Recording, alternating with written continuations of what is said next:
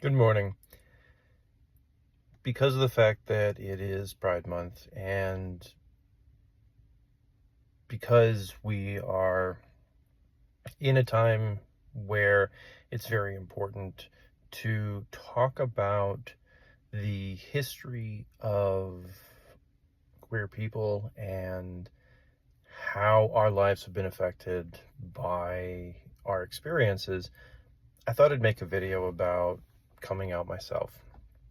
I've been out now close to 30 years, and honestly, I was the last person to realize that I was gay. Everybody knew around me. My mother's parents had talked about it with my parents years before I had said anything. Um, but there was just so much going on in my teenage years and my early 20s that I didn't have the time for self-reflection until it became very obvious. And even then, it wasn't an easy transition for many people. It was very difficult for me. There were many things I wanted to do in my life, including which were like going to yeshiva, and of course, I also wanted to be an astronaut and an architect, but that's a different story entirely. And I remember telling my parents. My father kind of ignored it and rewrote history in his brain like he always does so that it never existed. My mother literally said to me, I kind of always knew, but how could you do this to me? And it actually caused a rift with us for a good while until her therapist during her divorce told her to shut the fuck up and get over it because there are worse things in life. And to her credit, she did. And she is my staunchest ally now.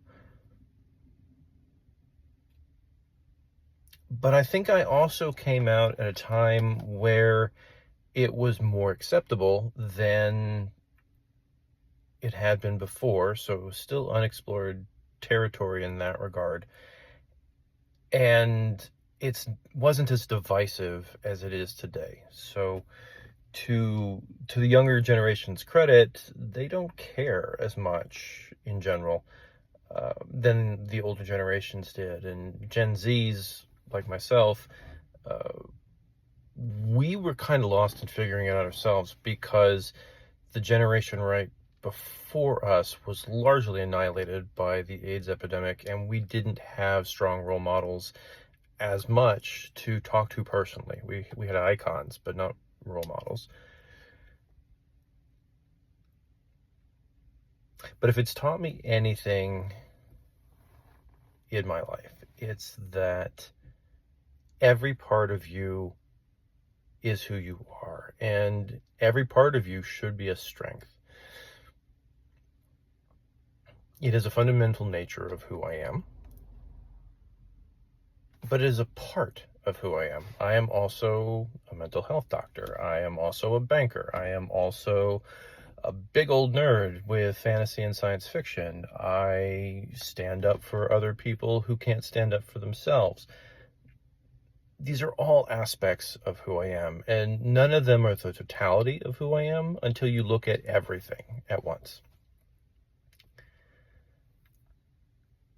So as we continue to celebrate Pride Month, despite the fact that it's trying to be washed over, take strength in who you are. Take strength in the people around you, and keep close the ones who allow you to be you without any expectations of change.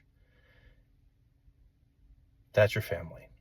They're the ones who are important, and they're the ones who are going to help protect and promote you as life continues. Because life is pretty cool, despite its drawbacks, despite everything that can happen, and it's worth living. Y'all have a good one.